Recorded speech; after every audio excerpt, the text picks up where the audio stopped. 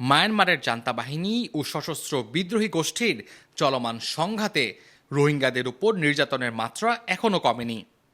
এরই মধ্যে বাংলাদেশে রোহিঙ্গা আশ্রয়ের পেরিয়েছে 7টি বছর। 10-12 জন সেনা মিলে আমাকে ধর্ষণ করে। কি যে কষ্ট সহ্য করতে পারছিলাম না।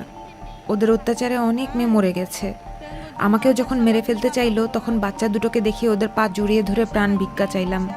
বললাম বার্মায় কাউকে বলবো না কি হয়েছে, এক্ষুনি বাংলাদেশে চলে যাব। বিশেষজ্ঞরা বলছেন, ক্ষমতাচ্যুত আওয়ামী লীগ সরকার রোহিঙ্গাদের ফেরত পাঠানোর যা বলে এসেছে তা ছিল মানুষের মনোযোগ ফেরানোর এক কৌশল। তাদের এই বিষয়ে কোনো পরিকল্পনা ছিল না।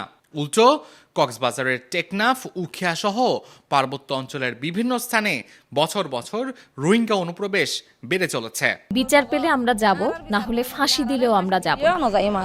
আর এই সুযোগ কাজে লাগিয়ে বাংলাদেশের সীমান্তের 16টি পয়েন্টে দুদেশের দালাল চক্র সক্রিয় হয়ে উঠেছে।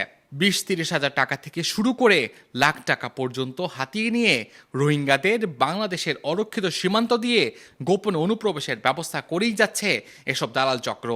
এরই মধ্যে আরও 20 লাখ রোহিঙ্গা অনুপ্রবেশের কথা শোনা যাচ্ছে।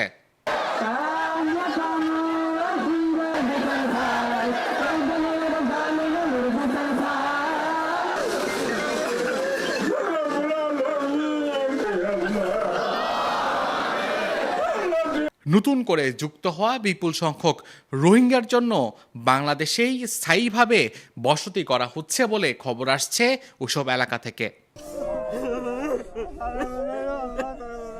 Desk report, জেভিটিভি।